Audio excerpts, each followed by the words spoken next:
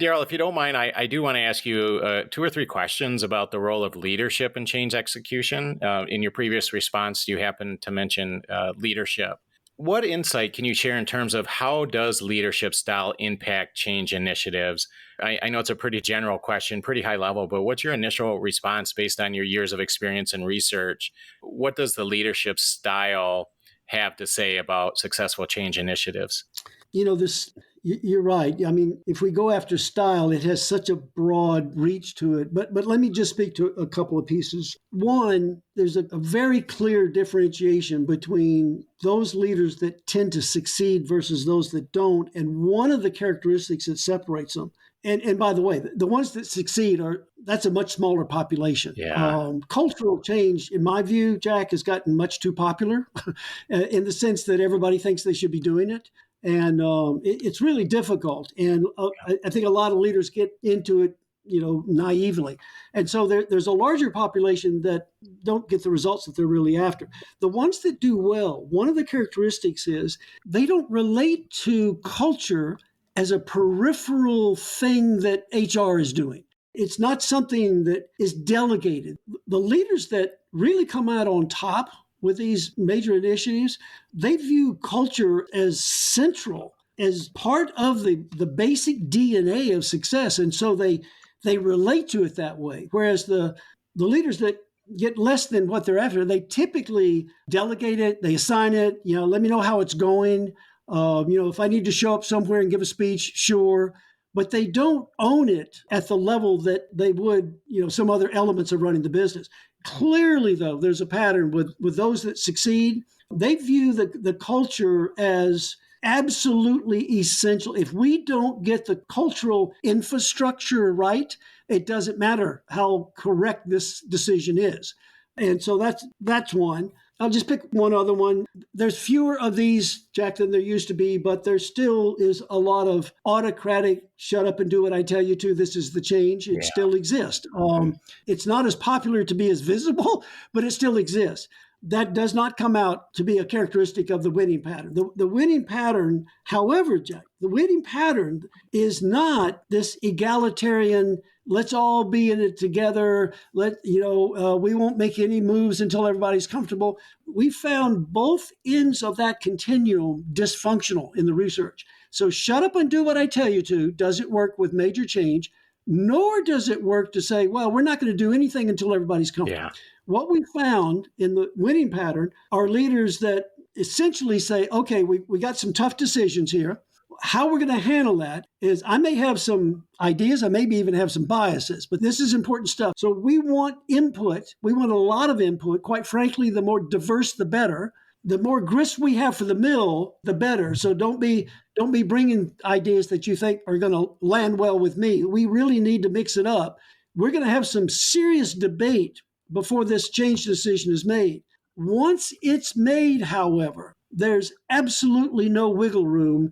There's no opting out. You're either part of this or you're not. And so there's this combination in the winning pattern of a lot of inclusion. And I don't mean politically correct focus groups to make everybody feel good. I'm talking about really getting contrary ideas on the table and mixing it up and then saying, thank you very much. We've now made a decision and we need full support in that.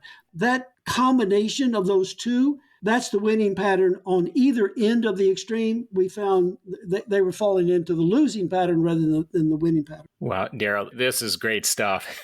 I love this. And you know how you'd mentioned that, your focus has been not necessarily on culture per se, but on the relationship between culture and successful change in large scale change. And for me, and I think we're in the same, in our same boat, there's a third piece of that. And it's the leader versus culture versus successful change, triad and how they impact each other. For me, I'm fascinated by the study of leadership and looking for rhyme and reason and to success or not success. And, I think your insight there where you have two ends of the spectrum, two extreme ends of the spectrum, and it's really a bit of almost, I would say, a combination of the two to a certain degree and knowing when to apply what tools and what styles at what time. And that can be a bit of a craft and an art, I think. I agree. But, it seems to me, Daryl, that culture has become, or can be anyways, a bit of a buzzword. And I like how you'd mentioned that leaders can get into quote unquote culture almost naively. But I think that, and this is no easy task by any stretch, but I agree that culture needs to be in the core fabric and, like you said, the DNA of the corporation, and not just an HR, project. And that's easier said than done. Well, the only leaders that I've ever seen that have that perspective, every one of them has scar tissue. And Yeah. that scar tissue was earned by doing just the opposite, Yeah. treating it as peripheral, or, I don't have time for that, or, yeah, I'll show up when I need to. So this kind of deep appreciation and commitment to culture as a lever for organizational success, that's not just philosophical with these people. I mean, they have watched impeccable decisions get completely off track because they didn't deal with the culture. Yeah. And so, it comes from a test of fire rather than some kind of just intellectual insight. Yeah. Yeah, absolutely. Well, on that note, Daryl, let's go ahead and peel this onion back just one more layer here. And in your paper, the same one I referred to earlier, titled Organizational Culture and Its Impact on Transformational Change, you actually explore the role of leadership in shaping organizational culture. So, how can leaders create a culture that supports successful change initiatives then? Or maybe ask another way, what are some strategies then that leaders can use to align culture with change initiatives? So maybe just drill down a little bit further to less maybe philosophy and maybe some more strategic advice. Yeah. First, get really clear about what the intent is of this initiative. If you're bringing in technology or merger acquisition, whatever it is, what is the intent? When I ask most leaders what the intent is, I get reams and reams of paper about work streams, and I'm not Yeah. I'm not asking about task. I'm asking that you look. You're about to invest a lot of money. You must have gone to your board and you didn't promise them work streams. You promised them something real. What is it you're trying to accomplish? Start there, because then you can ask the question throughout the organization, what are the cultural norms that would have to be in place, the mindsets and the behavior patterns that would have to be in place to drive that change. Mhm. Because remember, Jack, we already have now established earlier that we've got the answer to the three questions. It's transformational, we're going for realization, and this is an imperative. Mhm. So this is a big leap. This is something big, right? So what do you have to have in the culture to drive something like that? Okay, now you've documented, if you will, what culture you need. Now we've got to cascade that down into the organization. I don't mean tell people what the new culture is. You've actually got to enroll them, go beyond. The difference between informing people about a new culture and embedding it is that you not only deal with how attractive it is and why looks good and what's the positive change, you also get into their fears and concerns. Yep. One of the things that the losing leaders have trouble grasping is that the pathway to deep commitment is actually through doubt. You don't circumvent doubt, you surface doubt so you can deal with it.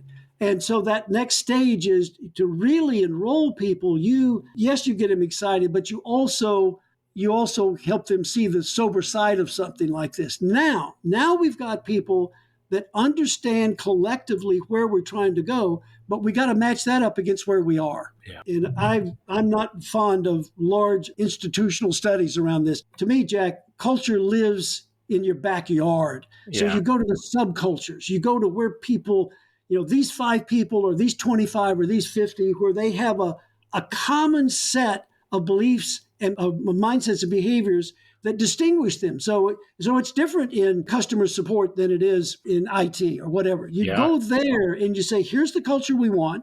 Help us determine what culture we got in your subculture, not some big academic thing, in your subculture.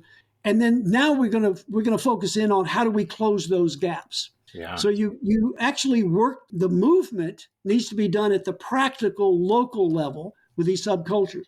Now, all of that can be taking place, and it goes completely out the window if you don't have one other element. You've got to have leaders at the top that are role modeling this new culture.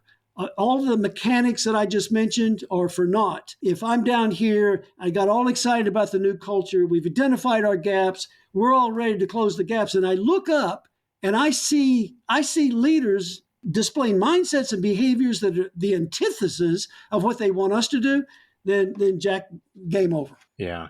Daryl, that's quite a powerful insight there. And the way that you talk about subcultures and quote unquote in your backyard, I think it's a pretty relevant idea to say the least, right? Because within an organization, sometimes your quote unquote front office with, like you said, your HR, that subculture may be drastically different than the Yeah, hardworking women and folks on the floor that are, maybe part of the union, right? yeah, yeah.